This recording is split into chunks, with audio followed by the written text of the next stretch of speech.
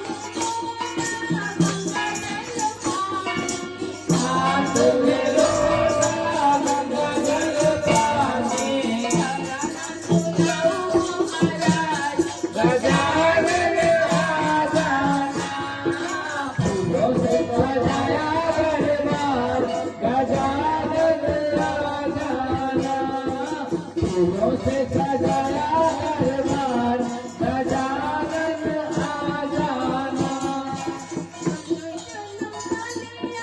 फूलों में लाई चुन चुन कलियां फूलों में लाई।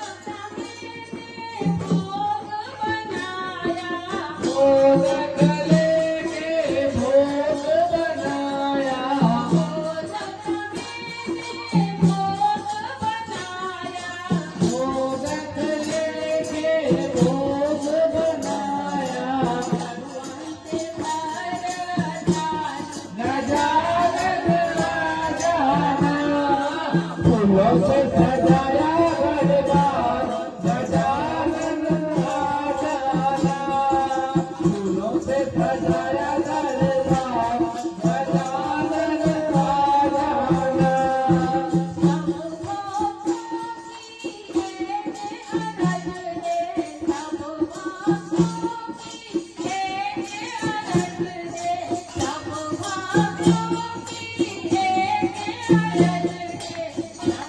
कोटि एक अरज है गजानन आजाना फूलों से सजाया दरबार गजानन आजाना फूलों से सजाया दरबार गजानन आजाना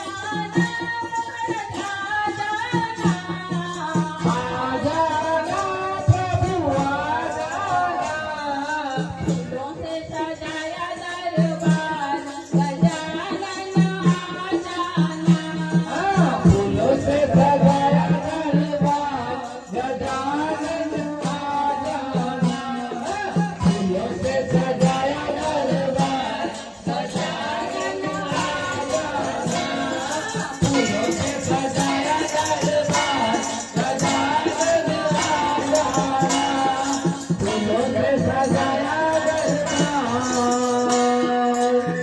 गजानन